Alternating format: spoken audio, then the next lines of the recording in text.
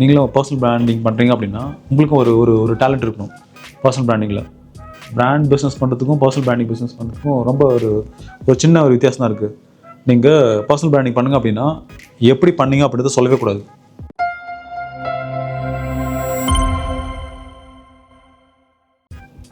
ஓகேங்களா? நான் 10 கண்ட்ரியில் நான் பிஸ்னஸ் ரன் பண்ணிட்டு இருக்கேன்னு நீங்கள் சொல்லணும். ஆனால் 10 கண்ட்ரியில் எங்கெங்கே உங்கள் பிஸ்னஸ் இருக்குன்னு காட்டக்கூடாது. ஓகேவா?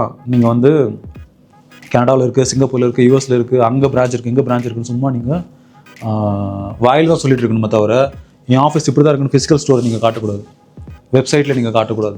ஆனால் நீங்கள் சொல்லிகிட்டே இருக்க வேண்டியது தான். ஓகேவா? 10 கண்ட்ரியில் எங்களோட கம்பெனி இருக்குன்னு சொல்லிட்டு. அப்படி இல்லைப்பா, மாதம் 2 லட்ச ரூபா நான் மேக் பண்ணிட்டுருக்கேன், இல்லைனா மாதம் 10 கோடி ரூபா மேக் பண்ணிட்டுருக்குன்னு சொல்லிட்டு வாயில் தான் சொல்லிட்டு இருக்கணும், ப்ரூஃபை காட்டக்கூடாது இந்த கிளைண்ட்டுன்னு சொல்லிட்டு.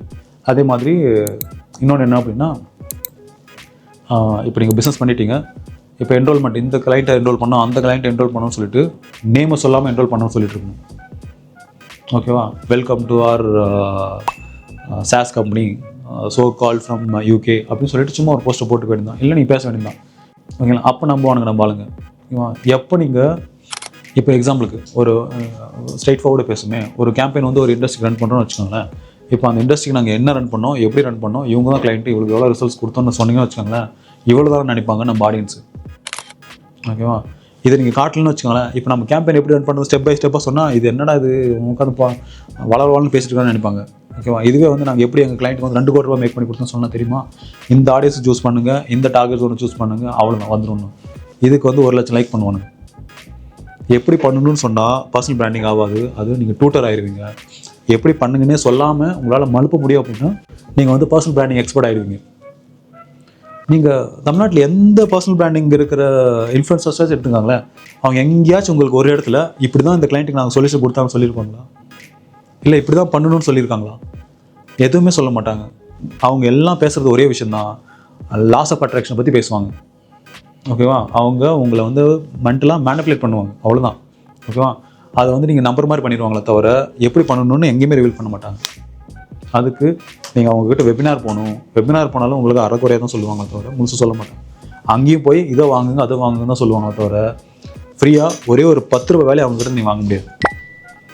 நீங்கள் ஏதாச்சும் எந்த கண்டென்ட் கிரியேட்டர்னு போய் பாருங்களேன், உங்களுக்கு ஏதாச்சும் ஒரு பெய்டு கோர்சஸில் இருக்கிற ஏதாச்சும் ஒரு டாப்பிக்கை சொல்லி தருவாங்களான்னு பாருங்கள், சொல்லியிருக்க மாட்டாங்க.